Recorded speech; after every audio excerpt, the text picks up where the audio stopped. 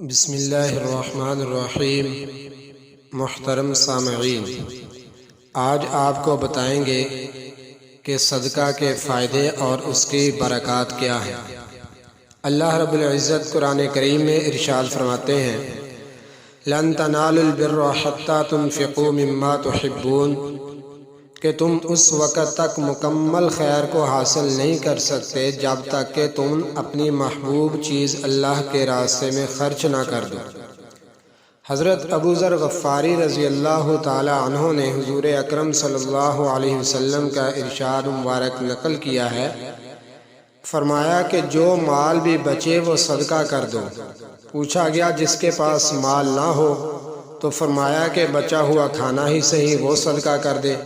پوچھا گیا جس کے پاس کھانا بھی نہ ہو، تو فرمایا کہ اپنی قوت سے کسی کی مدد کر دے۔ پوچھا گیا اگر یہ بھی نہ ہو، فرمایا کہ آگ سے بچے، خواہ کھجور کا ٹکڑا دے کر ہی بچ جائے۔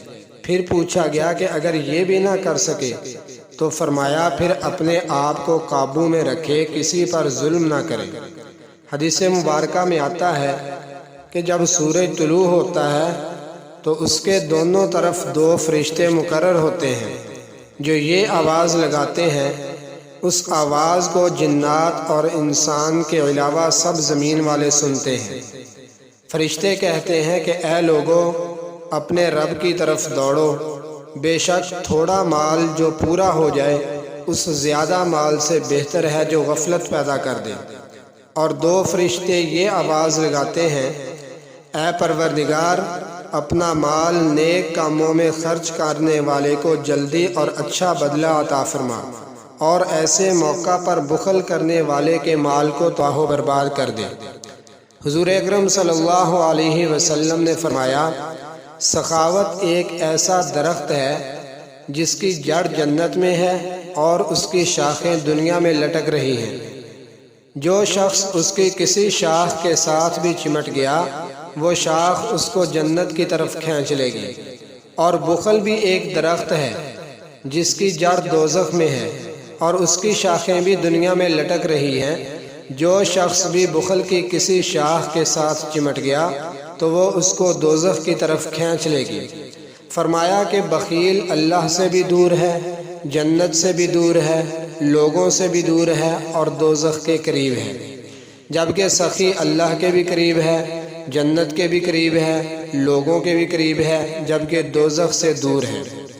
حدیث پاک کا مفہوم ہے کہ اپنے مال کو زکوٰۃ کے ذریعے سے محفوظ کر لو اور اپنے بیماروں کا صدقہ کے ذریعے سے علاج کیا کرو، اور طرح طرح کی آفات اور بلیات کام دعاؤں سے مقابلہ کیا کرو۔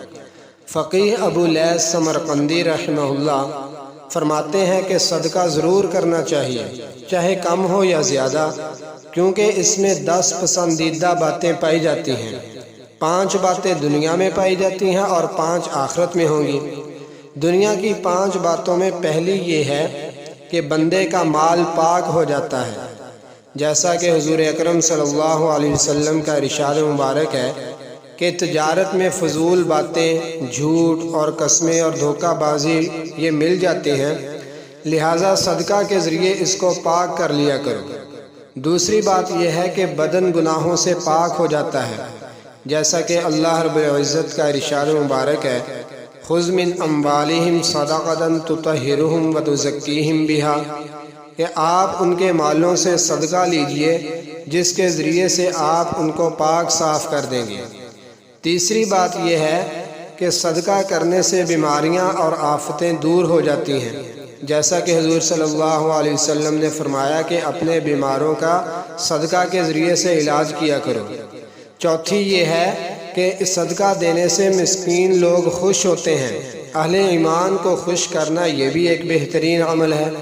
پانچویں بات یہ ہے کہ صدقہ دینے سے مال میں برکت اور رزق میں وسعت پیدا ہوتی ہے، کیونکہ اللہ پاک قرآن کریم میں ارشاد فرماتے ہیں، وَمَا أَنفَقْتُم مِّن شَيْءٍ فَهُوَ يُخْلِفُهُ، کہ جو چیز بھی تم اللہ کے راستے میں خرچ کرو گے تو اللہ پاک اس کے بدلے میں تم کو اور زیادہ دے گا۔ اور آخرت والی 5 باتوں میں پہلی بات یہ ہے کہ صدقہ قیامت کے دن سخت گرمی میں آدمی کو سایہ مہیا کرے گا۔ دوسری بات یہ ہے کہ حساب و کتاب میں آسانی پیدا ہوگی۔ تیسری یہ ہے کہ نامہ اعمال میں وزن زیادہ ہوگا۔ چوتھی بات یہ ہے کہ صدقہ کرنے والے کے لیے پل صراط سے گزرنا آسان ہو جائے گا۔ اور پانچویں بات یہ ہے کہ جنت کے درجات میں اضافہ ہو جائے گا۔ صدقہ کرنے سے 70 شیطانوں کے منہ پھوٹ جاتے ہیں، اور اس میں نیک لوگوں کی اتباع بھی ہے، کیونکہ وہ ہر وقت صدقہ کرنے کی فکر میں لگے رہتے ہیں۔ اللہ پاک سے دعا ہے کہ اللہ پاک ہمیں بھی اپنے راستے میں دل کھول کر اخلاص کے ساتھ خرچ کرنے کی توفیق عطا فرمائے۔ آمین۔ السلام علیکم ورحمۃ اللہ وبرکاتہ۔